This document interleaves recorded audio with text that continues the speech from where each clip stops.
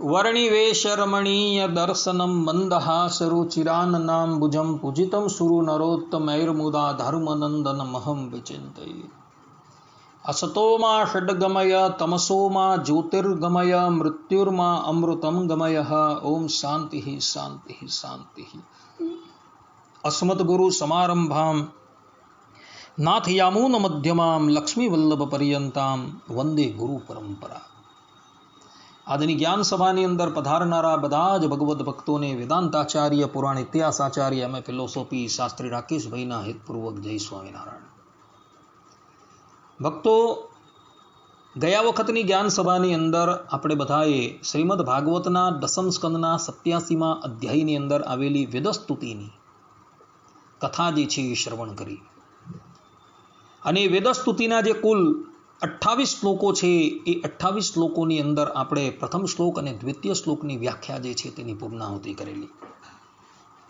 હવે આજે આપણે વેદસ્તુતિના તૃતીય શ્લોકનો પ્રારંભ કરીએ છીએ। ભક્તો, આ શ્લોકની અંદર વેદ ભગવાન જે છે એ પોતાના સ્વમુખે પરબ્રહ્મ પરમાત્માની સાકારતા અને સદ્ધર્મકતા પ્રતિપાદન કરે છે। અર્થાત કે શ્રી ભગવાન જે છે એ પોતે સાકાર છે અને અનંત કલ્યાણકારી ગુણોથી પરિપૂર્ણ છે એવું વેદ ભગવાન પોતાના શ્રીમુખે અહીં આ ત્રીજા શ્લોકની અંદર પ્રતિપાદન કરે છે। વેદ ભગવાન શ્રીમન નારાયણની સ્તુતિ કરતા પોતે કહે છે, દ્રતય ઇવ સ્વસંત્ય સુબ્રુતો યદિ તેનુ વિધા મહદ હમાદયોંડમ સૃજન યદનુગ્રહતઃ પુરુષ વિધોન્વયોત્ર ચરમોન્નમયાદિષુ યઃ સદસતઃ પરમ ત્વમથ યદેષ્વશેષમૃતમ। અર્થાત જે પ્રાણીઓ તમને અનુસરતા, તમારી આજ્ઞા પ્રમાણે રહેતા હોય તો તેનું જીવન સફળ છે, નહીં તો દમણની જેમ તે વૃથા શ્વાસ લે છે। તમારી કૃપાથી મહદ આદિ રજતત્વના અભિમાની દેવતાઓ વિરાજ પુરુષના અર્થાત કે વિરાટ પુરુષના શરીરનું સર્જન કરતા હતા। તમે આ સૃષ્ટિમાં અન્વયપણે રહ્યા છો। તમે અન્નમય આદિ 5 કોષોમાં અંતિમ આનંદમય કોષરૂપ છો। તમે સત એવા કારણ અને અસત એવા કાર્યથી પર છો। તદુપરાંત હંમેશા અવશેષ રૂપ અર્થાત વ્યતિરેકપણે પણ રહેલા શાશ્વત પુરુષાકાર છો। આ શ્લોકની ટીકા લખતા સદગુરુ ગોપાળાનંદ સ્વામી પોતે કહે છે કે ગયા શ્લોકની અંદર ભગવાનનું ભજન કરનારા 2 પ્રકારના જીવ છે એમ કહ્યું છે। હવે આ શ્લોકની અંદર સ્પષ્ટ રીતે એવું પ્રતિપાદન કરવામાં આવ્યું છે કે 2 પ્રકારના જે જીવો છે તેમાંથી જે જીવો પરબ્રહ્મ પરમાત્માની આજ્ઞા અનુસાર રહેનારા છે અને પરબ્રહ્મ પરમાત્માની આજ્ઞા અનુસાર જીવન વ્યતીત કરનારા છે તેનું જ જીવન જે છે એ સાર્થક છે અને બાકીના જે છે તેમનું જીવન તો ઢમણની પેથે કેવલ વૃથા શ્વાસ લેનારું છે। અર્થાત કે એ લોકો જીવી રહ્યા છે છતાં પણ મૃત તુલ્ય જ છે। ભક્તો, શાસ્ત્રોની અંદર ભગવાનની આજ્ઞા પાળવાની ઉપર ઘણો ભાર આપવામાં આવેલો છે। વરાહ પુરાણની અંદર વરાહ ભગવાન પોતાના સ્વમુખે કહે છે, શ્રુતિ સ્મૃતિ મમેવ આજ્ઞા વિચ્છેદી મમ દ્રોહી। અર્થાત કે વેદોની અંદર અને ધર્મશાસ્ત્રોની અંદર જે આજ્ઞા આપવામાં આવેલી છે એ આજ્ઞા મારી જ છે। મારી આજ્ઞાનું ઉલ્લંઘન કરનાર જે છે એ તો મારો દ્રોહ કરનાર છે એવું સ્પષ્ટ રૂપે કહ્યું છે। ભગવાન સ્વામિનારાયણ પણ શિક્ષાપત્રીની અંદર 8મા શ્લોકની અંદર કહે છે કે યે પાલયંતી મનુજઃ છચ્છાસ્ત્ર પ્રતિપાદિતાન સદાચારાન સદાતિ અત્ર પરત્રચ મહાસુખઃ. અને શ્રીમદ ભાગવત પુરાણ આદિ જે સચ્છાસ્ત્ર તેમણે જીવના કલ્યાણને અર્થે પ્રતિપાદન કર્યા એવા જે અહિંસા આદિક સદાચાર તેમને જે મનુષ્ય પાળે છે તે મનુષ્ય જે તે આલોક ને પરલોકને વિશે મહાસુખીઓ થાય છે. અર્થાત કે શાસ્ત્રોમાં કહેલો જે સદાચાર છે એને જે પણ કોઈક મનુષ્ય પાળે છે એ આલોકની અંદર પણ સુખ પામે છે અને પરલોકની અંદર પણ સુખ પામે છે. અને આ જ વાત જે છે એ મહાભારતની અંદર પણ વન પર્વમાં 313મા અધ્યાયના 117મા શ્લોકની અંદર પણ કહેલી છે. ત્યાં ભગવાન વેદવ્યાસજી કહે છે તર્કો અપ્રતિષ્ઠ શ્રુતયો વિભિન્ના નૈકો મુનિર્યસ્ય મતં પ્રમાણમ ધર્મસ્ય તત્વં નિહિતં ગુહાયામ મહાજનો યેન ગતઃ સપંથઃ. અર્થાત તર્ક જે છે એ અસ્થિર છે, શ્રુતિઓ વિભિન્ન છે, પરસ્પર વિરુદ્ધ બાબત કહે છે. કોઈ એવા મોટા મુનિ નથી કે તેમના મંતવ્યને સહુ કોઈ પ્રમાણ માને. ધર્મનું તત્વ રહસ્ય ઘણું ગૂઢ છે. માટે મોટા પુરુષો શિષ્ટ સજ્જનોનું સદવર્તન છે તે જ સન્માર્ગ છે. અર્થાત કે સત્પુરુષો જે પ્રમાણે કહી ગયા છે એ જ માર્ગની ઉપર જવું એ જ જીવાત્માનો ધર્મ છે. શ્રુતિઓની અંદર વિરોધ નથી, પરંતુ વિરોધ જેવું દેખાય છે. વેદનો અર્થ કેવલ ને કેવલ શ્રીમદ નારાયણ જ જાણે છે. ગીતાની અંદર ભગવાન પોતાના સ્વમુખે કહે છે વેદ વિદેવ ચા અહમ, કે વેદનો અર્થ કેવલ હું જ જાણું છું. એટલે વેદની અંદર વિરુદ્ધતા નથી, પરંતુ વિરોધ જેવું દેખાય છે. પરંતુ સત્પુરુષો જે છે એ સત્પુરુષો જે પ્રમાણે આચરણ કરી ગયા હોય અને એ લોકો જે પ્રમાણે કહી ગયા હોય તે જ માર્ગની ઉપર જો જીવાત્મા ચાલે તો એ જીવાત્માનું શ્રેય થાય છે. અન્યથા ભગવાન સ્વામિનારાયણ કહે છે તાનું ઉલ્લંઘયાત્ર વર્તન્તે યેતુ સ્વૈરમ કુબુદ્ધયઃ ત ઇહામુત્ર ચ મહન લભંતે કષ્ટમેવહિ. અને તે સદાચારનું ઉલ્લંઘન કરીને જે મનુષ્ય પોતાના મનમાં આવે તેમ વર્તે છે તે તો કુબુદ્ધિવાળો છે અને આલોક તથા પરલોકને વિશે નિશ્ચય મોટા કષ્ટને પામે છે. અર્થાત કે જે શાસ્ત્રથી વિપરીત વર્તે છે એ વ્યક્તિઓ જે છે એ આલોક અને પરલોકની અંદર મહા કષ્ટને પામે છે. અને આ વાત ભગવાન શ્રી કૃષ્ણએ ગીતાની અંદર પણ 16મા શ્લોકની અંદર 16મા અધ્યાયના 23મા શ્લોકની અંદર કહેલી છે. ભગવાન કહે છે યહ શાસ્ત્રા વિધિમુત્સૃજ્ય વર્તતે કામકારતઃ ન સ સિદ્ધિમવાપ્નોતિ ન સુખમ ન પરાગતિમ. અર્થાત કે જે મનુષ્ય શાસ્ત્રમાં કહેલા વિધિનો ત્યાગ કરીને પોતાનું મનમાન્યું વર્તન કરે છે તે ક્યારેય સિદ્ધિને પામતો નથી, પરમ ગતિ મોક્ષને પામતો નથી અને સુખને પણ પામતો નથી.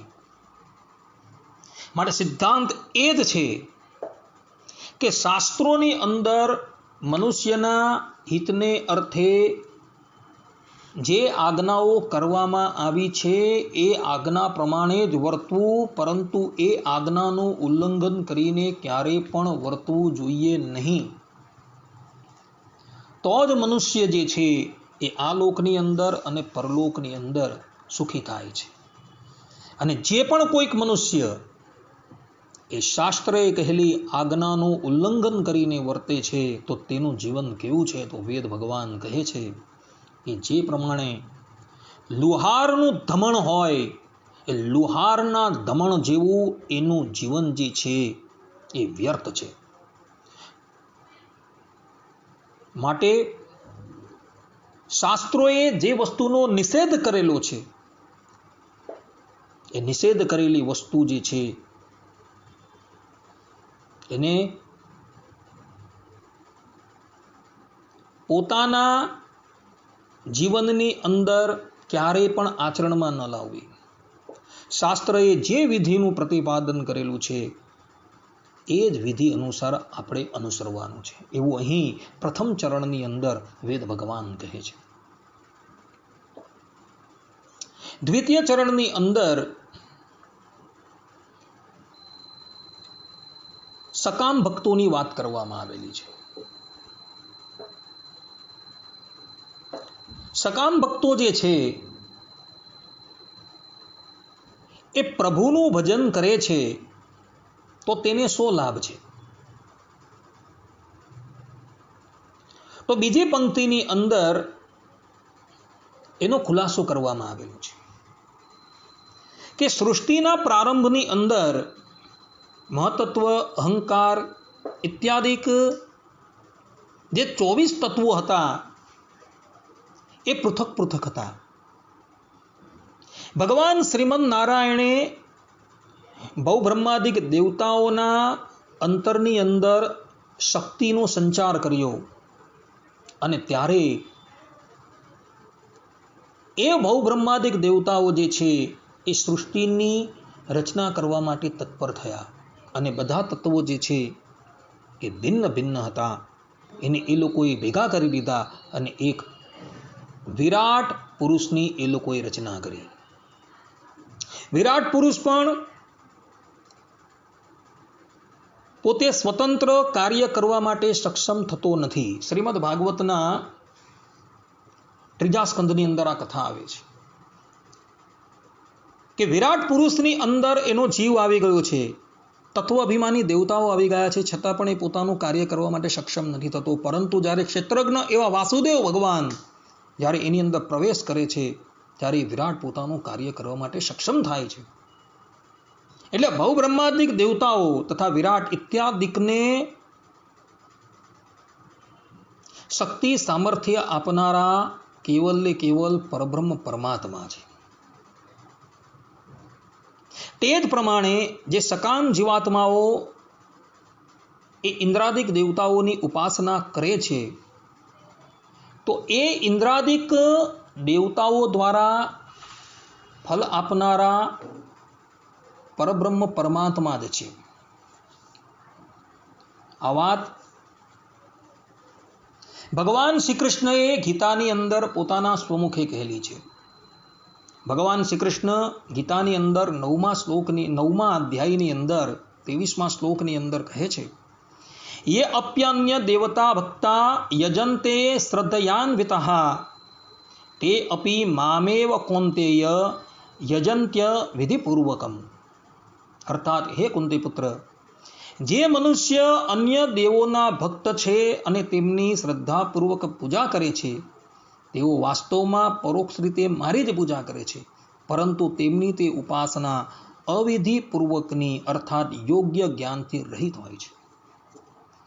આ પ્રમાણેના જે સકામ ભક્તો જે છે એ તે દેવતાઓનું ભજન કરે છે અને એને જ સર્વોપરી તત્વ માને છે.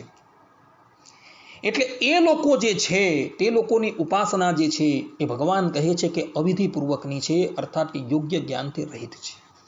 એ લોકોને એ બાબતનું જ્ઞાન નથી કે એ ભવબ્રહ્માદિક દેવતાઓ જે છે જે સૃષ્ટિ કાળે સંપૂર્ણ રીતે અસમર્થ હતા, સૃષ્ટિની ઉત્પત્તિ કરવા માટે પણ અસમર્થ હતા, ત્યારે શ્રી ભગવાને એમને સામર્થ્ય આપ્યું અને એને લઈને એ લોકો સૃષ્ટિની અંદર જોડાયા હતા. એટલે એ ભવબ્રહ્માદિક દેવતાઓને પણ ઐશ્વર્ય આપનારા શ્રી ભગવાન જ છે. પરંતુ જે સકામ ભક્ત છે એ તે દેવતાઓની ઉપાસના કરી એને સર્વોપરી તત્વ માની લે છે અને એને સર્વોપરી તત્વ માની એનું ભજન કરે છે. પરંતુ એ લોકોની એ ઉપાસના જે છે એ યોગ્ય જ્ઞાનથી રહિત છે. એટલે માટે જ્યારે એ લોકોનો દેહપાત થાય છે ત્યારે તે લોકો એ પરબ્રહ્મ પરમાત્માને પ્રાપ્ત કરતા નથી, પરંતુ એ લોકો પોતાના આરાધ્ય દેવતાઓને પ્રાપ્ત કરે છે. ભગવાન શ્રી કૃષ્ણ જે છે ગીતાની અંદર 9મા અધ્યાયના 25મા શ્લોકની અંદર આ બાબતની સ્પષ્ટતા કરતા પોતે કહી રહ્યા છે, યાંતિ દેવવ્રતા દેવાન પિતૃન યાંતિ પિતૃવ્રતા ભૂતાની યાંતિ ભૂતેજ્યા યાંતિ મધ્યા જીનોપિમામ. અર્થાત કે જે લોકો દેવોને પૂજે છે તેઓ દેવોમાં જન્મ પામે છે, જેઓ પિતૃઓને પૂજે છે તેઓ પિતૃઓ પાસે જાય છે, જેઓ ભૂત પ્રેતની ઉપાસના કરે છે તેઓ તેવા જીવોમાં જ જન્મે છે, પરંતુ જેઓ મને ભજે છે તેઓ મારી સાથે જ નિવાસ કરે છે. ભગવાન શ્રી કૃષ્ણએ સ્પષ્ટ રીતે કહ્યું છે કે જે દેવતાઓનું ભજન કરે છે, અર્થાત કે એ દેવતાઓને સર્વોપરી તત્વ માની એનું ભજન કરે છે, એ દેવતાઓને પામે છે. પરંતુ મારો ભક્ત જે છે એ મારું ભજન કરે છે, અને એવો ભક્ત જે છે જે ઇન્દ્રાદિક દેવતાઓનું પણ ભજન કરે છે અને એ એવું માને છે કે એ ઇન્દ્રા આદિક દેવતાના આત્મા રૂપે, એના શરીર રૂપે મારા આરાધ્ય દેવ જ રહ્યા છે, તો એવો એ સાધક જે છે એ પરબ્રહ્મ પરમાત્માની પ્રાપ્તિ કરે છે. એટલે સકામ ભક્ત છે અને તે ઇતર દેવી દેવતાઓનું ભજન કરે છે, તો એ જે છે એ દેવતાઓને પામે છે, અને એ દેવતાઓના લોક જે છે એ વિનાશી છે. અર્થાત કે જ્યારે એ જીવાત્માના કર્મ જે છે એ પૂર્ણ થઈ જાય છે ત્યારે પુનઃ એરોએ જે છે એ ધરાતલની પર તે યોનિની અંદર પ્રગટ થાય છે. માટે ભક્તો, કોઈક કામના હોય તો પણ શ્રી ભગવાનની જ ઉપાસના કરજો. કારણ કે દેવતાઓને પણ ઐશ્વર્ય આપનારા એ પરબ્રહ્મ પરમાત્મા છે. પરમાત્મા થકી જ ઐશ્વર્ય લેશ ગ્રહણ કરીને એ દેવતાઓ જે છે એ પોતાના સાધકોને તે વસ્તુ પ્રદાન કરે છે. માટે પરબ્રહ્મ પરમાત્મા જે સર્વ સમર્થ છે એનું ભજન કરજો, તો એ પરબ્રહ્મ પરમાત્મા જે છે તમારી બધી જ કામનાઓ જે છે પૂર્ણ કરી દેશે. પરંતુ ઇતર દેવી દેવતાઓનું ભજન ક્યારેય પણ કરતા નહીં. સકામ ભાવે ક્યારેય પણ ઇતર દેવી દેવતાઓનું ભજન કરતા જ નહીં. અન્યથા તમારે પણ આ દેહ ત્યાગ કર્યા બાદ એ દેવતાઓના લોકની અંદર જવું પડશે. આ પ્રમાણે આ શ્લોકની અંદર જે પહેલું ચરણ જે છે તેની વ્યાખ્યા સદગુરુ ગોપાળાનંદ સ્વામીએ આ પ્રમાણે કરેલી છે. હવે બીજા ચરણની અંદર વેદ ભગવાન જે છે એ ભગવાનની સાકારતા તથા સધર્મકતા પ્રતિપાદન કરે છે કે એ પરબ્રહ્મ પરમાત્મા જે છે એ સાકાર છે અને અનંત કલ્યાણકારી ગુણોથી યુક્ત છે, એવું વેદ ભગવાન જે છે પોતાના શ્રીમુખે પ્રતિપાદન કરે છે. વેદ ભગવાન કહે છે, પુરુષ વિદોન્વયોત્ર ચરમોન્નમયાદિષુ યહ સદસત પરમ ત્વમથ યદેષ્વશેષમૃતમ. અર્થાત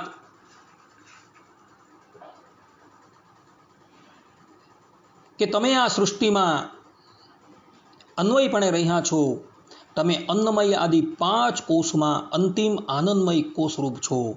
તમે સત એવા કારણ અને અસત એવા કાર્યથી પર છો. તદુપરાંત હંમેશા અવશેષરૂપ અર્થાત વ્યતિરેકપણે રહેલા શાશ્વત પુરુષાકાર છો, એવું વેદ ભગવાન જે છે એ અહીં કહી રહ્યા છે. હવે અહીં સદગુરુ ગોપાળાનંદ સ્વામી આ શ્લોકની વ્યાખ્યાની અંદર સર્વપ્રથમ પ્રશ્ન ઉઠાવે છે કે ભક્તજન જે છે એ ભગવાનની ઉપાસના કરે છે અને ભક્તોની ઉપર એ ભગવાન કૃપા કરે છે, તે ભગવાનનું સ્વરૂપ કેવું છે? તે સાકાર છે કે નિરાકાર છે? તે કર્તા છે કે અકર્તા છે? તે ગુણયુક્ત છે કે ગુણરહિત છે? આ પ્રમાણેની શંકા કરી સદગુરુ ગોપાળાનંદ સ્વામી જે છે એનો ઉત્તર આપે છે કે તૈતરીય ઉપનિષદની અંદર અન્નમય બ્રહ્મ, પ્રાણમય બ્રહ્મ, મનોમય બ્રહ્મ અને વિજ્ઞાનમય બ્રહ્મ અને અંતે આનંદમય બ્રહ્મ એમ 5 પ્રકારના કોષોનું વર્ણન કરવામાં આવેલું છે, અર્થાત કે નિરૂપણ કરવામાં આવેલું છે. તેમાં અંતિમ સ્વરૂપવાળા આનંદમય બ્રહ્મ જે છે એ જ પુરુષ રૂપ પરમાત્મા છે અને એ જ ભગવાન જે છે એ ગુણયુક્ત છે અને પોતે સાકાર છે. કારણ કે ભગવાનની અંદર વેદ ભગવાને આનંદમય ગુણ જે છે એ સ્વીકારેલો છે. કેટલાક દાર્શનિકકારો જે છે એ એવું કહે છે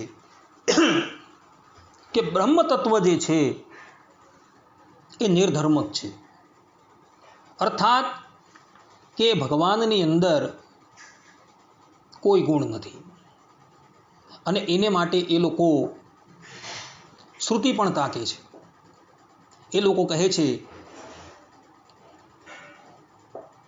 કે નિર્વધ્યમ નિરંજનમ કેવલ નિર્ગુણમ, કે ભગવાન જે છે એ કેવલ નિર્ગુણ છે, માયાના અંજનથી રહિત છે. એમની અંદર જે ગુણો દેખાય છે એ તો માયામય ગુણ છે, પરંતુ વસ્તુતાએ એ પરબ્રહ્મ પરમાત્માની અંદર ગુણો રહેલા જ નથી. આદિ જગદગુરુ શંકરાચાર્યજીએ અદ્વૈત મતની સ્થાપના કરી છે અને એવો શાંકર ભાષ્યની અંદર સ્પષ્ટ રૂપે કહે છે કે બ્રહ્મ તત્વ જે છે એ નિર્ધર્મક છે, ગુણરહિત છે. પરંતુ રામાનુજ પ્રભુતિ આચાર્યોએ પોતાના ભાષ્યની અંદર વેદોના વચન ત્યાગીને એ વાતનું પ્રતિપાદન કરેલું છે કે બ્રહ્મ તત્વ જે છે એ સગુણ છે, સાકાર છે અને અનંત કલ્યાણકારી ગુણોથી યુક્ત છે. વેદોની અંદર ભગવાનને જે નિર્ગુણ કહ્યા છે, નિર્વધ્યમ નિરંજનમ કહ્યા છે, એનો અર્થ એ છે કે પરબ્રહ્મ પરમાત્માની અંદર કોઈ પણ માયિક ગુણ નથી, પરંતુ પરબ્રહ્મ પરમાત્મા જે છે એ દિવ્ય કલ્યાણકારી ગુણોથી પરિપૂર્ણ છે. વેદોની અંદર એવા વચનો જોવા મળે છે કે જે વચનોની અંદર ભગવાનની અંદર ગુણ છે એવું પ્રતિપાદન કરવામાં આવેલું છે. જેમ કે એશ આત્મા અપહત પાપમાં વિજરો વિમૃત્યુર વિશોકો વિધિકાત્સો અપિપાશ સત્ય કામ સત્ય સંકલ્પ. આ પ્રમાણે એ બ્રહ્મ તત્વને ષડ ઉર્મી રૂપ દોષોનો પ્રથમ નિષેધ કર્યો અને વેદ ભગવાન કહે છે કે બ્રહ્મ તત્વ જે છે એ સત્ય કામ છે અને સત્ય સંકલ્પ છે.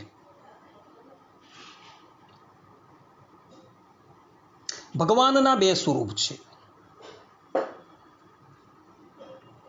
એક મૂર્ત સ્વરૂપ છે અને એક અમૂર્ત સ્વરૂપ છે. દ્વેવા બ્રહ્મણો રૂપે મૂર્તં ચૈવા અમૂર્તમ ચ. અર્થાત કે બ્રહ્મ તત્વ જે છે તેના 2 રૂપ છે, એક સાકાર અને બીજું નિરાકાર. રામાનુજ પ્રભુતિ આચાર્યો એવું કહે છે કે બ્રહ્મ તત્વ જે છે એ સાકાર પણ છે અને નિરાકાર પણ છે. સાકાર રૂપે એ પરબ્રહ્મ પરમાત્માનો દિવ્ય વિગ્રહ છે અને નિરાકાર રૂપે એમનું આત્મ સ્વરૂપ છે જે સંપૂર્ણ જગતની અંદર વ્યાપ્ત છે. જ્યારે આદિ જગત ગુરુ શંકરાચાર્યજી એવું કહે છે કે બ્રહ્મ તત્વ જે છે એ નિરાકાર છે, જ્ઞપ્તિ માત્ર છે અને સાકાર બ્રહ્મ જે છે એ માયામય છે. ગાયત્રી ભાષ્યની અંદર એમણે આ વાત કહેલી છે. એટલે એવો કેવલ ને કેવલ વ્યક્તિ માત્ર બ્રહ્મને જ માને છે, નિર્ગુણ બ્રહ્મને જ માને છે. એમને પૂછીએ કે ભાઈ એ નિર્ગુણ બ્રહ્મ કેવું છે, તો એ કહે કે ભાઈ કહેવાય એવું નથી. એટલે રામાનુજ પ્રભુતિ આચાર્યો કહે છે કે નહીં, બ્રહ્મ તત્વ જે છે એ સાકાર પણ છે અને નિરાકાર પણ છે, પરંતુ બંને અલગ અલગ હોવા છતાં અપૃથક છે. અને શાસ્ત્રોની અંદર સત્યકામ સત્ય સંકલ્પ એ જે બ્રહ્મ તત્વના ગુણો વર્ણવેલા છે એ સાકાર બ્રહ્મ તત્વના વર્ણવેલા છે. અને નિશ્ચલો, નિષ્ક્રિયો, શાંતો, નિર્વેદ્ય, નિરંજનમ ઇત્યાદિ જે ગુણો જે વર્ણવેલા છે એ નિરાકાર બ્રહ્મના વર્ણવેલા છે. પરંતુ એ બંને છે એ સત્ય સ્વરૂપ છે. વેદ ભગવાન પોતાના શ્રીમુખે બ્રહ્મ તત્વની અંદર ગુણો જે છે એ પ્રતિપાદન કરે છે. વેદ ભગવાન કહે છે, એવમ હિ સર્વાણી કામાન્ય સંવિસંતિ. આ પ્રમાણે કામ શબ્દ વાચ્ય મંગલ ગુણોના સદભાવને કહે છે. અહીં શ્રુતિની અંદર સ્પષ્ટ રૂપે કહ્યું છે કામાન્ય સંવિસંતિ, એટલે ભગવાનની અંદર કલ્યાણ ગુણો છે. આ ઉપરાંત બીજા પણ એક વેદ મંત્રની અંદર કહ્યું છે, સો સ્નુતે સર્વાન કામાન સહ બ્રહ્મણા વિપશ્ચિતા. અર્થાત કે ઉપાસક પુરુષ પરમધામમાં વિપશ્ચિત બ્રહ્મ અને તેમના કામ શબ્દવાચ્ય કલ્યાણ ગુણોનો અનુભવ કરે છે. આ પ્રમાણે શ્રુતિ ભગવદી જે છે પોતાના શ્રીમુખે કહે છે કે બ્રહ્મ તત્વ જે છે એ નિર્ધર્મક નથી, પરંતુ એ સધર્મક છે. ભગવાન સ્વામિનારાયણે પણ પોતાના વચનામૃતોની અંદર ભગવાનને સધર્મક પ્રતિપાદન કરેલા છે. ગધડા પ્રથમના 52મા વચનામૃતની અંદર ભગવાન સ્વામિનારાયણ કહે છે કે કલ્યાણકારી ગુણો તે ભગવાનને વિશે નિરંતર રહે છે. નિરંતર શબ્દનો પ્રયોગ કરેલો છે, અર્થાત કે અખંડ રહે છે. આ કાળમાં હતા અને આ કાળમાં નથી એવું નથી, અખંડ રહેલા છે. આ ઉપરાંત ભગવાન સ્વામિનારાયણ ગધડા પ્રથમના 66મા વચનામૃતમાં કહે છે કે શાસ્ત્રોમાં ભગવાનને જે અરૂપ અને નિર્ગુણ કહ્યા છે તે તો માયિક એવા જે રૂપ ને ગુણ તેના નિષેધને અર્થે કહ્યા છે, પણ ભગવાન તો નિત્ય દિવ્ય મૂર્તિ છે અને અનંત કલ્યાણ ગુણે યુક્ત છે. આ પ્રમાણે સ્પષ્ટ રૂપે ભગવાન સ્વામિનારાયણ પ્રતિપાદન કરે છે કે ભગવાન જે છે એ અનંત કલ્યાણકારી ગુણોથી યુક્ત છે. અને શાસ્ત્રોની અંદર ભગવાનને જે નિરાકાર અરૂપ કહ્યા છે એ તો માયિક આકારથી રહિત હોવાથી ભગવાનને અરૂપ કહ્યા છે. અને નિર્ગુણ જે કહ્યા છે એ નિર્ગુણનો અર્થ એવો લેવાનો છે કે ભગવાનની અંદર માયિક કોઈ પણ ગુણ નથી, એટલે ભગવાનને નિર્ગુણ કહ્યા. ને એટલે જ માટે રામાનુજાચાર્યજી શ્રીમદ ભગવદ્ ગીતાના ભાષ્યના પ્રારંભની અંદર જ બહુ સુંદર વાત લખી છે. નિખિલ હે પ્રત્યનિક કલ્યાણ એકતાન શ્વેતર સમસ્ત વસ્તુ વિલક્ષણ.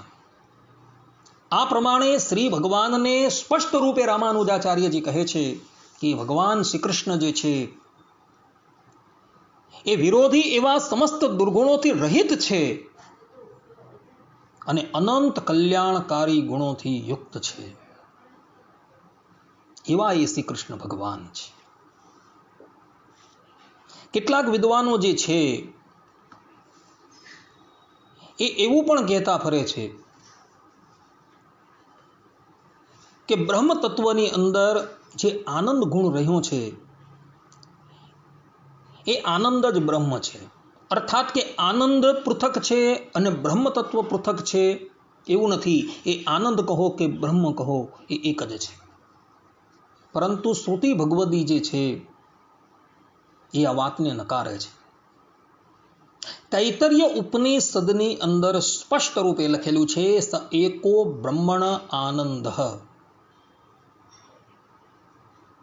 આ શ્રુતિએ બ્રહ્મ થકી આનંદનો વ્યતિરેક વ્યપદેશ કરેલો છે અને આ આનંદ જે ગુણ છે એ ભગવાનના સમસ્ત ગુણોનો સારભૂત ગુણ છે. અને એટલે માટે શ્રુતિ ભગવદી જે છે એ સહ આનંદમય બ્રહ્મ એમ કહે છે કે બ્રહ્મ જે છે એ આનંદમય છે. કારણ કે આનંદ ગુણ જે છે એ સમસ્ત ગુણોનો સારભૂત ગુણ છે. અને એટલે માટે શ્રુતિ ભગવદી જે છે એ ભગવાનને આનંદ ગુણથી યુક્ત કહે છે. આ પ્રમાણે શ્રુતિ ભગવદી કહે છે કે એ બ્રહ્મ તત્વ પણ પૃથક છે અને એમના આનંદ ગુણ પણ પૃથક છે. પરંતુ એ બંને જણા એકબીજાની સાથે એટલા બધા જોડાયેલા છે કે એને પૃથક કરી શકાય એમ નથી. જે પ્રમાણે રક્ત ગાય અર્થાત કે લાલ ગાય, લાલ પણ પૃથક છે અને ગાય પણ પૃથક છે.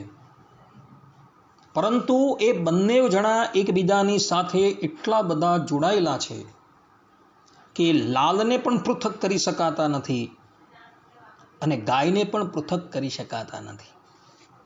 તે જ પ્રમાણે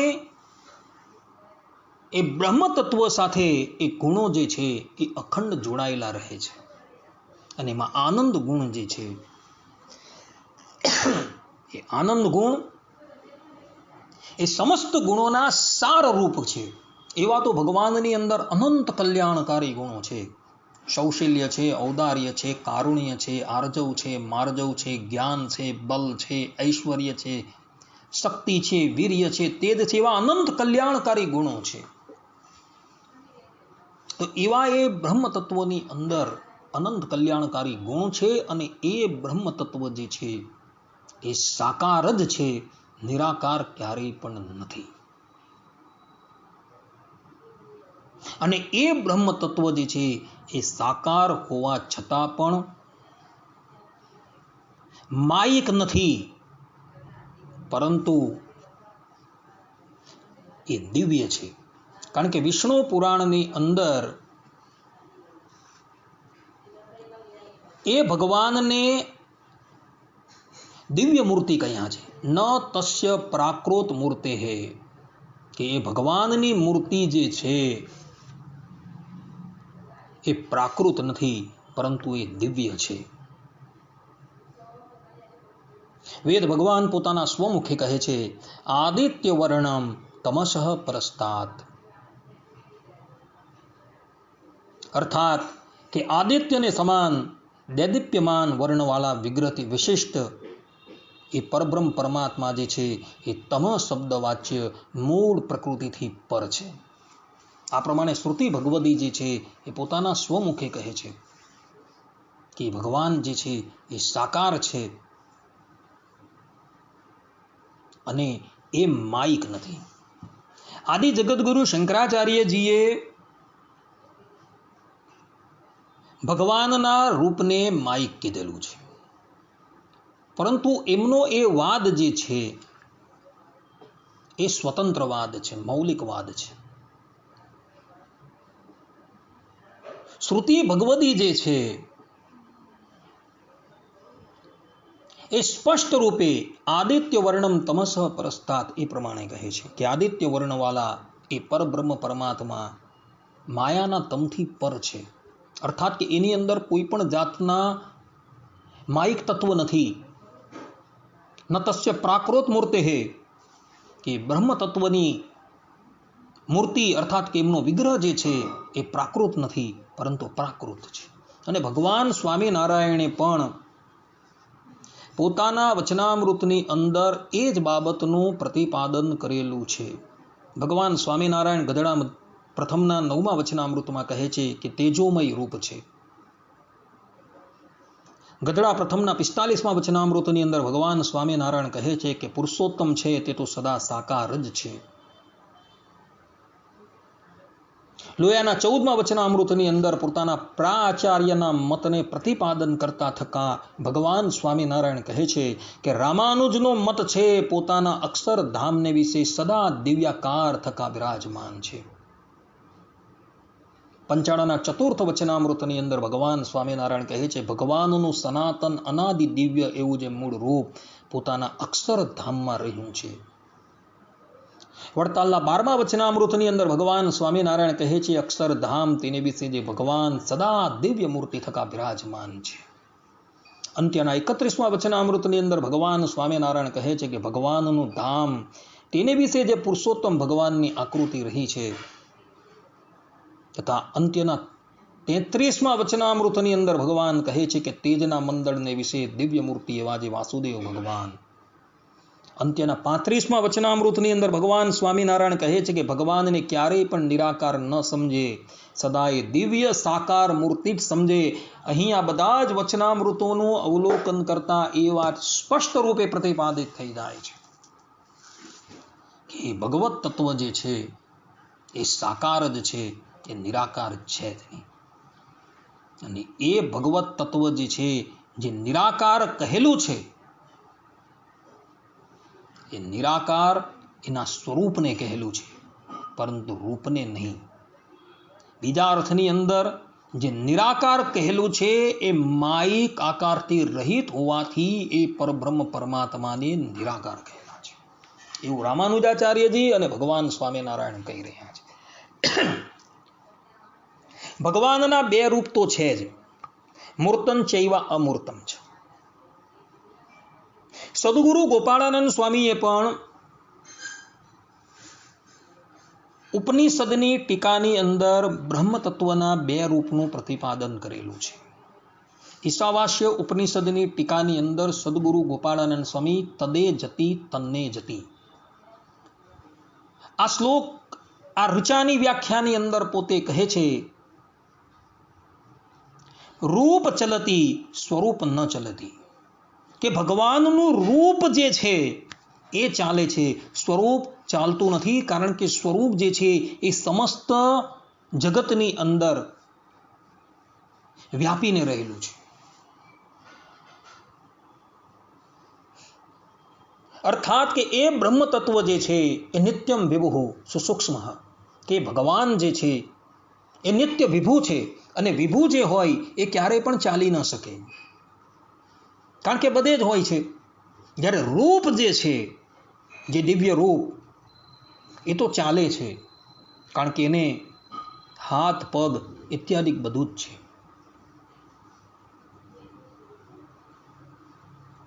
માટે 2 સ્વરૂપ જે બ્રહ્મના જે છે એ શ્રુતિ ભગવદી પણ કહે છે અને સદગુરુ ગોપાળાનંદ સ્વામીએ પણ ઉપનિષદની ટીકાની અંદર આ વાતનું પ્રતિપાદન કરેલું છે.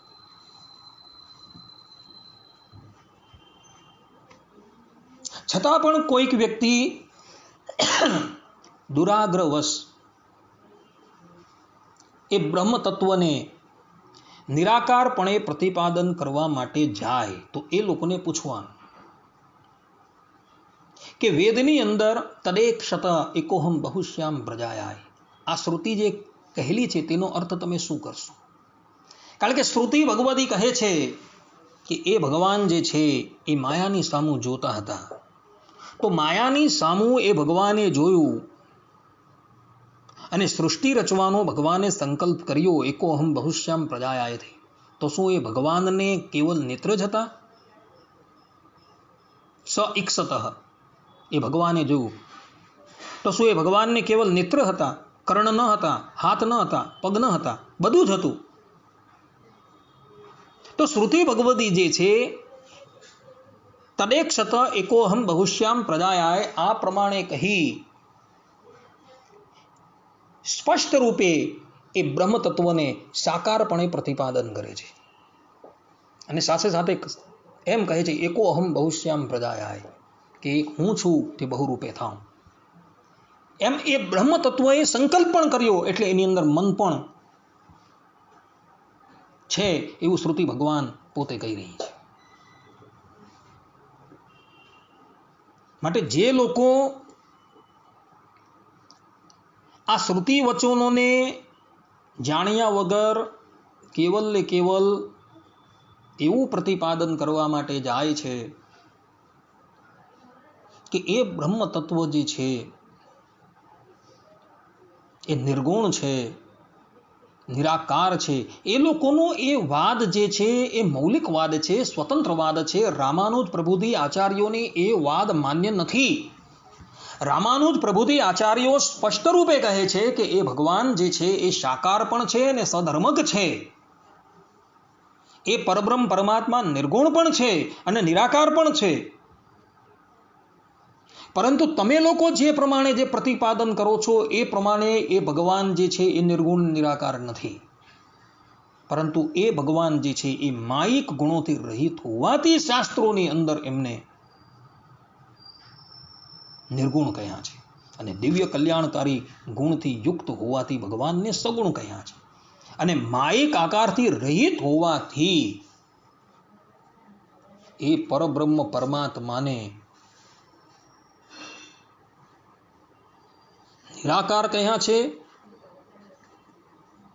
અને દિવ્ય કલ્યાણકારી ગુણોથી યુક્ત હોવાથી એ પરબ્રહ્મ પરમાત્માને સાકાર કહેલા છે. આ પ્રમાણે રામાનુજાચાર્યજીએ પોતાના ભાષ્યોની અંદર આ અર્થનું સમર્થન કરેલું છે.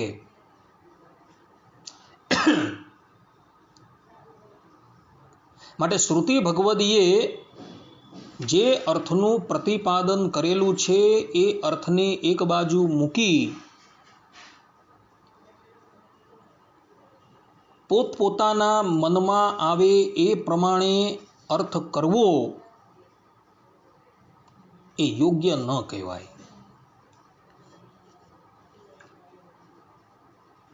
શાસ્ત્રોની અંદર એવા વચનો સ્પષ્ટ રૂપે ઉપલબ્ધ છે કે પરબ્રહ્મ પરમાત્મા જે છે એ સાકાર છે અને માયિક ગુણોથી એ રહિત છે. પુરાણોની અંદર પણ ભક્તો એવા વચનો ઉપલબ્ધ છે કે પરબ્રહ્મ પરમાત્મા જે છે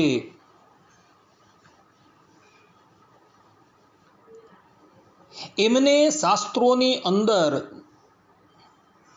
જે નિર્ગુણપણે કહેલા છે એ પ્રાકૃત હેય ગુણોથી રહિત છે એટલે માટે એને નિર્ગુણ કહેલા છે. પણ ગુણ શૂન્ય હોવાથી એ પરબ્રહ્મ પરમાત્માને નિર્ગુણ નથી કહ્યા. જેમ કે પદ્મ પુરાણની અંદર એક શ્લોક આવે છે,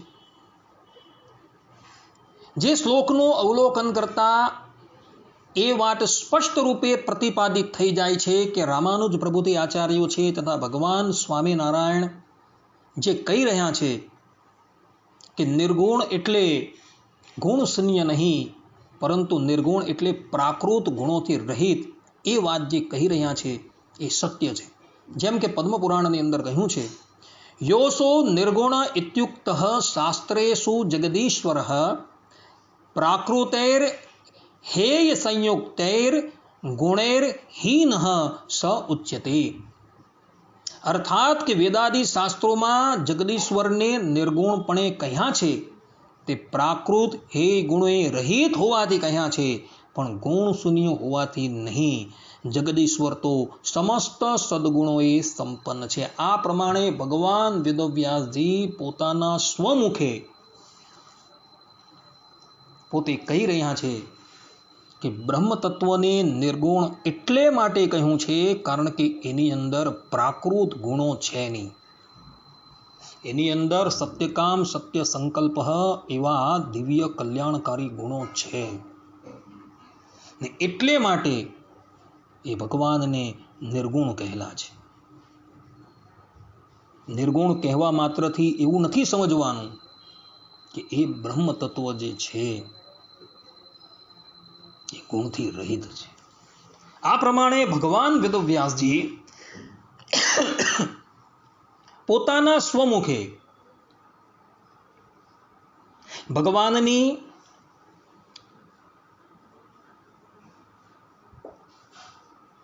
ગુણયુક્તતા પ્રતિપાદન કરી રહ્યા છે. અને વ્યાસથી મોટા કોઈ જગતની અંદર આચાર્ય છે નહીં. કારણ કે ઇતર આચાર્યો જે છે એ એમના ગ્રંથને અનુસર્યા તો જગતની અંદર એમના વચનો જે છે એ પ્રમાણભૂત કહેવાયા. વ્યાસ એ સાક્ષાત પરબ્રહ્મ પરમાત્મા છે, શ્રીમદ નારાયણ છે, અને એ જે કહી ગયા હોય એ અંતિમ નિર્ણય હોય. એ વ્યાસ ભગવાન જે છે એ અહીં સ્પષ્ટ રૂપે આ વાતનું પ્રતિપાદન કરે. આમ શ્રુતિ અને સ્મૃતિઓના પ્રમાણથી તથા ભગવાન સ્વામિનારાયણ રામાનુજાચાર્યજી ઇત્યાદિક આપ્ત પુરુષોના વચનથી એ વાત સ્પષ્ટ રૂપે પ્રતિપાદિત થઈ જાય છે કે બ્રહ્મ તત્વ જે છે એ સાકાર છે અને સધર્મક છે. માટે હવે એ બાબતની અંદર કોઈ પણ જાતનો સંશય રહેતો નથી. હવે આપણે આ વેદસ્તુતિની અંદર જે અંતિમ ચરણ છે જેની અંદર પરબ્રહ્મ પરમાત્માને વેદ ભગવાન સદ અસત પરમ કહે છે અને અવશેષમ મૃતમ કહે છે તેની ચર્ચા કરીએ. તો સદગુરુ ગોપાળાનંદ સ્વામી ભાષ્યની અંદર આ સદ અસત પરમનો અર્થ કરતા પોતે કહે છે કે જળ અને ચેતન મિશ્રિત આ સૃષ્ટિમાં તે પરબ્રહ્મ પરમાત્મા વ્યાપીને અંતર્યામી શક્તિ રૂપે રહ્યા છે.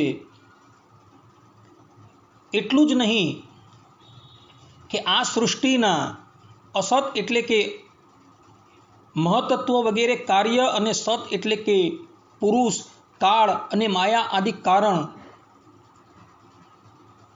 એ બધાથી એ પરબ્રહ્મ પરમાત્મા જે છે એ વિલક્ષણ છે. કહેવાનું તાત્પર્ય એ છે કે કાળ જે છે એ જડ છે, જ્યારે ભગવાન જે છે એ ચેતન છે.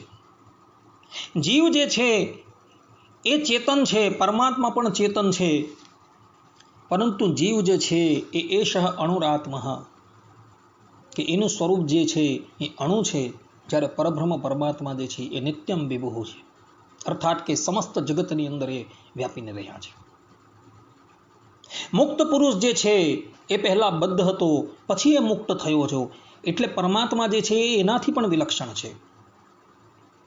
નિત્યમુક્ત જે છે એ નિત્યમુક્ત જેનો ક્યારેય પણ આ ધરાતલની ઉપર જન્મો થયો નથી, જે લક્ષ 84ની અંદર ક્યારેય આવેલા નથી, જે નિત્ય સંસારના બંધનથી રહિત છે, એવા નિત્યમુક્તો કરતાં પણ એ પરબ્રહ્મ પરમાત્મા વિલક્ષણ છે. કેવી રીતના? કારણ કે નિત્યમુક્તો જે છે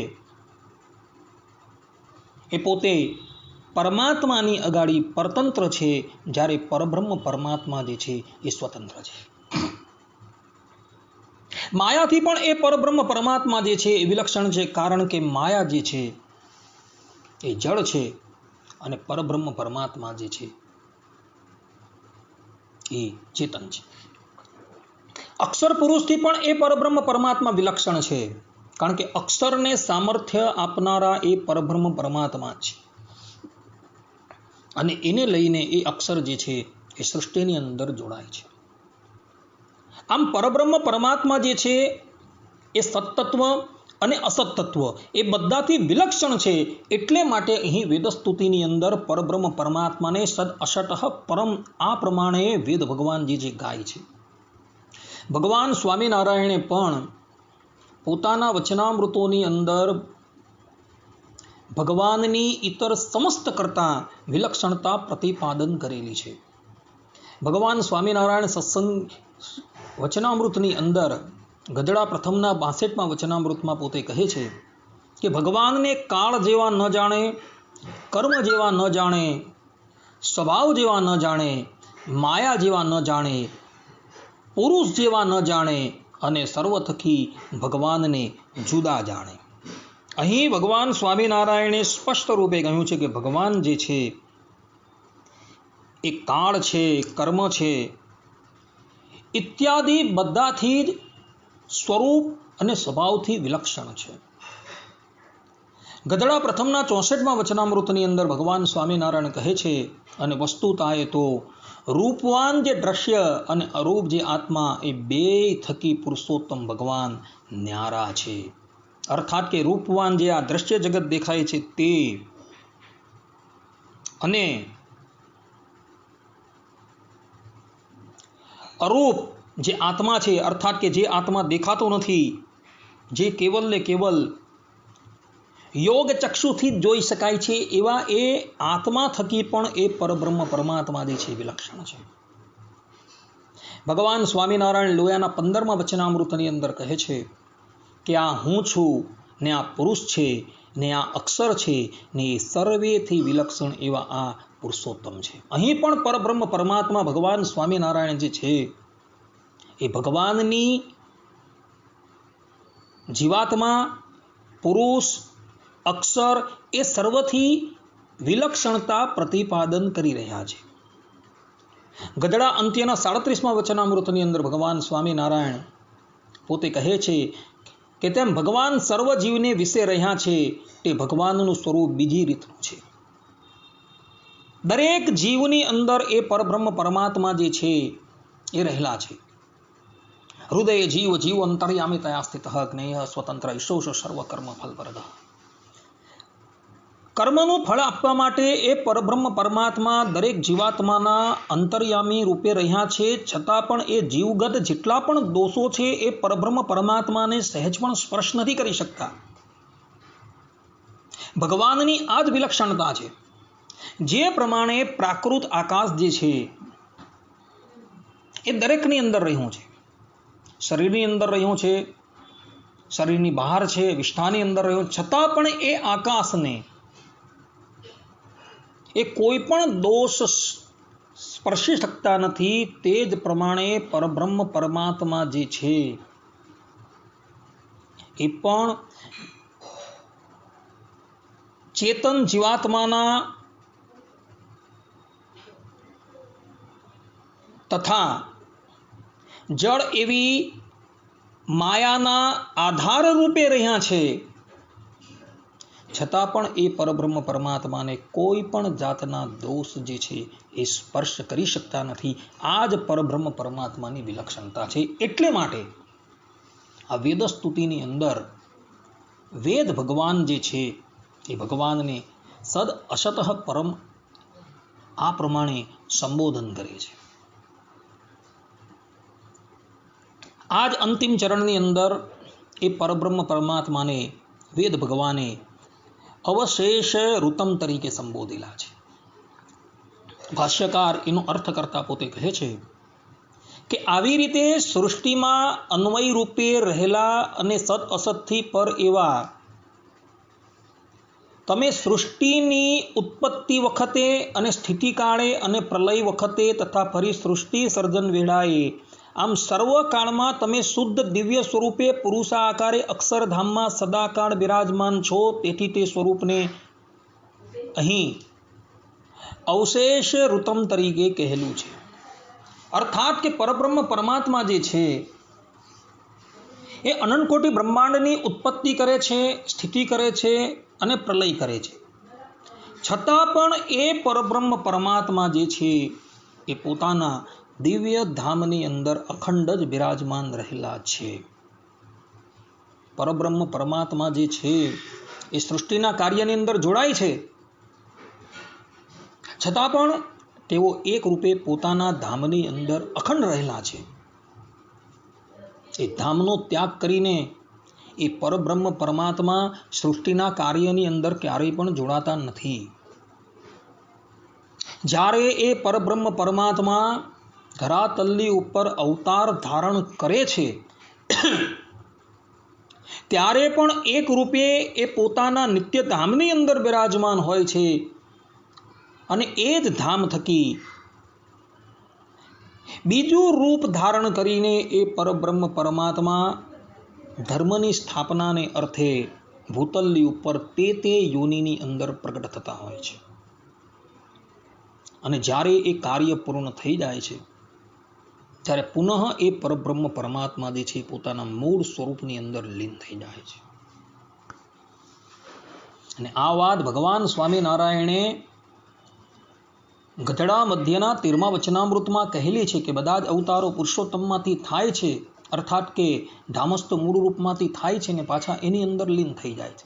અને આ જ વાત ભગવાન વેદવ્યાસજીએ મહાભારતની અંદર શાંતિ પર્વ 339મા અધ્યાયની અંદર પણ કહેલી છે, તથા બ્રહ્માંડ પુરાણના આધ્યાત્મ રામાયણના પ્રારંભના બાલકાંડના પ્રથમ અધ્યાયના પ્રથમ શ્લોકની અંદર પણ આ વાત ભગવાન વેદવ્યાસજીએ કહેલી છે.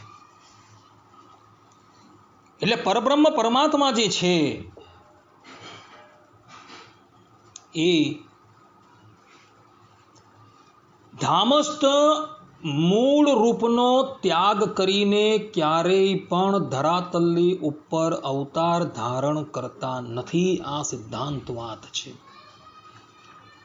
અને એટલે જ માટે અહીં વેદ ભગવાન જે છે એ ભગવાનને અવશેષ ઋતમ તરીકે કહે છે કે સૃષ્ટિના કાર્યની અંદર જોડાવા છતાં પણ એ પરબ્રહ્મ પરમાત્મા પોતાના એક રૂપે પોતાના નિત્ય ધામની અંદર રહેલા છે. કેટલાક દાર્શનિકકારો જે છે એ એવું કહે છે કે પરબ્રહ્મ પરમાત્મા જે છે એ જ્યારે ધરાતલની ઉપર અવતાર ધારણ કરે છે ત્યારે પોતાનું મૂળ રૂપ જે છે તે સાથે જ ભગવાન ધરાતલ પર આવે છે. પરંતુ આ વાત જે છે એ પ્રત્યક્ષ પ્રમાણથી સંપૂર્ણપણે વિરુદ્ધ થઈ જાય છે. શ્રીમદ ભાગવતની અંદર 10મ સ્કંદના 28મા અધ્યાયની અંદર ભગવાન શ્રી કૃષ્ણએ વ્રજવાસીઓને પોતાના ધામના દર્શન કરાવ્યા. સદગુરુ ગોપાળાનંદ સ્વામી ટીકાની અંદર કહે છે કે એ ધામના દર્શન તો કરાવ્યા જ, પરંતુ એ ધામની અંદર રહેલું જે સ્વરૂપ જે છે એના પણ દર્શન કરાવ્યા. એટલે એ પરબ્રહ્મ પરમાત્મા શ્રી કૃષ્ણ ભગવાન એક રૂપે ધરાતલની ઉપર બિરાજમાન હતા અને બીજા રૂપે એ પોતાના મૂળ ધામની અંદર પણ બિરાજમાન હતા. તે જ પ્રમાણે ભગવાન સ્વામિનારાયણે પોતાના અવતાર કાળ દરમિયાન માંગરોળ પટ્ટમની અંદર પોતાનું ઐશ્વર્ય પ્રગટ કર્યું અને કોઈ પણ સંપ્રદાયના વ્યક્તિઓ એમની પાસે આવ્યા ત્યારે સંકલ્પ માત્રથી ભગવાને બધાને સમાધિ કરાવી અને સમાધિની અંદર ભગવાન શ્રી હરિએ એ બધાને જ પોતાના મૂળ ધામના સ્વરૂપના દર્શન કરાવ્યા. ત્યારે એ લોકો સમાધિમાં જે ગયેલા હતા તે લોકો સમાધિમાંથી જાગ્રત અવસ્થામાં આવે છે અને કહે છે કે આ જ ભગવાન સ્વામિનારાયણ જે અત્યારે આ ધરાતલની ઉપર બિરાજમાન છે એ જ પોતે પોતાના મૂળ ગોલોક મધ્ય આવેલા અક્ષરધામની અંદર બિરાજમાન છે. એટલે એક રૂપે ધરાતલની ઉપર અને બીજા રૂપે એ પોતાના મૂળ ધામની અંદર બિરાજમાન છે. એટલે જે દાર્શનિકકારો એવું કહે છે કે ભગવાન જે છે એ પોતે પોતાના મૂળ રૂપ સાથે જ આ ધરાતલની ઉપર પધારેલા છે, એ લોકોની આ બધી જ માન્યતા જે છે તેને ભગવાન સ્વામિનારાયણ રદ્દીઓ આપી દે છે. વ્યાસ ભગવાન પણ આ બાબતને અમાન્ય કરે છે. કારણ કે મહાભારતની અંદર જ શાંતિ પર્વની અંદર 339મા અધ્યાયની અંદર આ વાત છે એ લખેલી છે. તથા બ્રહ્માંડ પુરાણની અંદર આવેલા આધ્યાત્મ રામાયણના બાલકાંડના પ્રથમ અધ્યાયના પ્રથમ શ્લોકની અંદર જ આ વાત લખેલી છે કે બધા જ અવતારો જે છે એ મૂળ ધામસ્થ રૂપમાંથી પ્રગટ થાય છે અને પાછા એની અંદર લીન થઈ જાય છે. એટલે ધામસ્થ મૂળ રૂપની અંદર લીન થવાના, એટલે ધામસ્થ મૂળ રૂપ જે છે એ નિત્ય રહ્યું છે, તો આ અવતાર રૂપ એની અંદર લીન થયું. એટલે જે દાર્શનિકકારો એવી માન્યતા ધરાવી રહ્યા છે કે પુરુષોત્તમ નારાયણ જે છે એ પોતાનું ધામ ત્યાગ કરીને સીધા જ આ ધરાતલની ઉપર આવી જાય છે, એ બધાની જ માન્યતા જે છે એ વિપરીત સિદ્ધ થઈ જાય છે. આ પ્રમાણે અહીં સદગુરુ ગોપાળાનંદ સ્વામીએ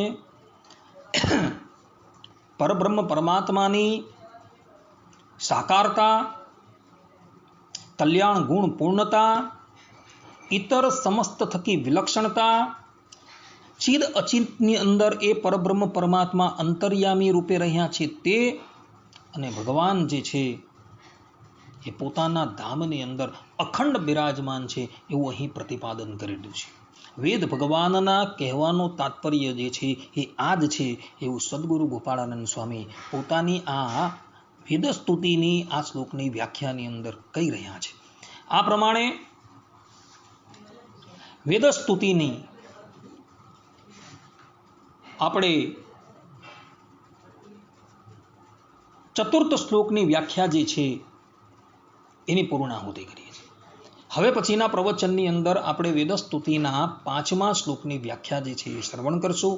ત્યાં લગીન બધા જ ભગવદ્ ભક્તોને હેતપૂર્વક જય સ્વામિનારાયણ. સર્વે સંતુ નિરામયઃ, સર્વે સુખીનો ભવંતુ, સર્વે ભદ્રાણી પશ્યન્તુ, મા કશ્ચિદ દુઃખ ભાગ ભવેત. અસ્તુ. જય સ્વામિનારાયણ.